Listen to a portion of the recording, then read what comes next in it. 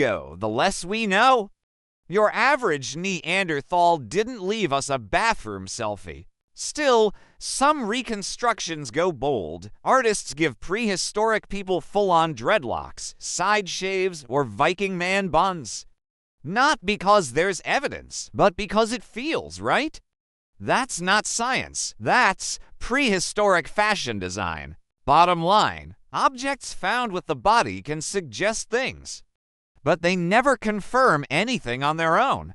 So when you see a reconstruction with a nose ring, braided hair, and feathers, just know it might be 5% archaeology and 95% style points. Here's a funny thing about reconstructions. They often look suspiciously familiar. Like, you see a realistic Neanderthal bust in a museum and think, wait, isn't that my dentist? No offense, Dr. Miller. And it's not an accident. Artists, whether they mean to or not, inject themselves into their work. Facial proportions, expressions, even the mood. They're all filtered through the lens of today. You want to make a Neanderthal relatable. Give him soft eyes, a calm, thoughtful expression, maybe some trimmed facial hair. Congratulations, you've just invented prehistoric Ryan Gosling. Or maybe you want to show that ancient humans were brutal and wild.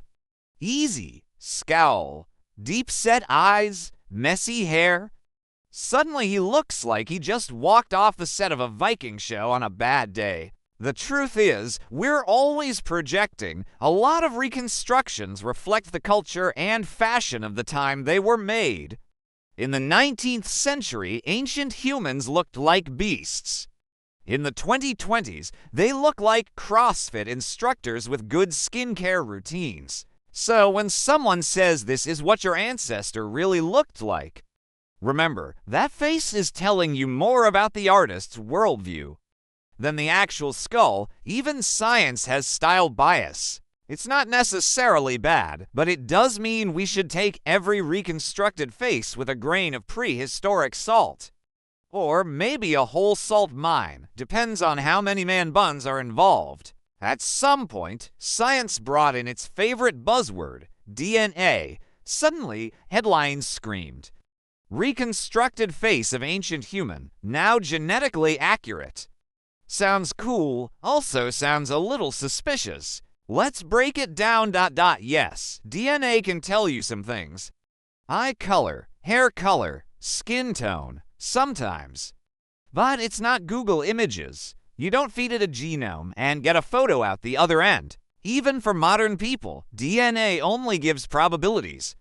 Your genes might say likely to have brown eyes, but you could still have hazel, green, or that weird in-between color that changes in the sunlight.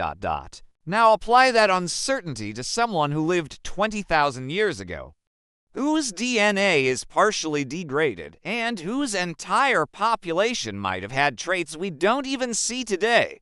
What do you get? A fuzzy sketch in the fog. Some things we just can't know, like the texture of their hair, whether their skin was freckled, or if their jawline was sharp enough to slice fruit. So when you hear this is the genetically accurate face of a Denisovan, pause for a second. That's not a photograph. That's a hypothesis, plus a little imagination, and probably a design intern who really likes symmetry. That doesn't mean DNA is useless. Far from it. It's a powerful tool, but it's not magic. And when it comes to reconstructing the actual face of an ancient person, DNA is more like a flashlight in the dark. Helpful, but not enough to paint the full picture. Let's talk about the history of prehistoric faces, because here's the fun part. Every era has reinvented the caveman to look like ... themselves.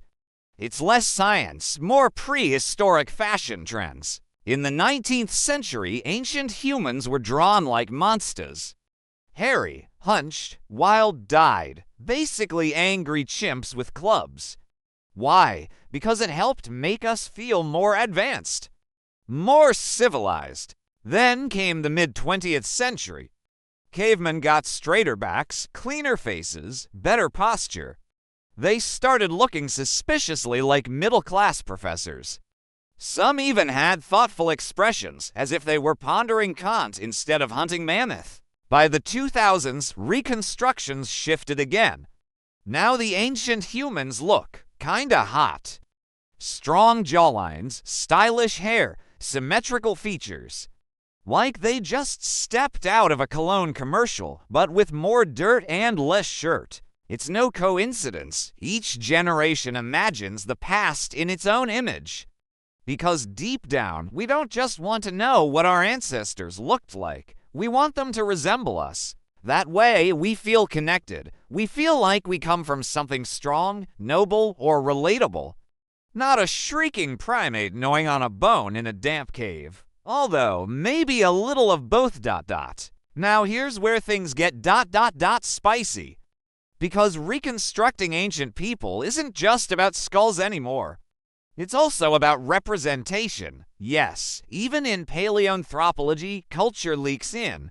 Today, there's pressure to make reconstructions inclusive, to reflect diversity, to avoid stereotypes.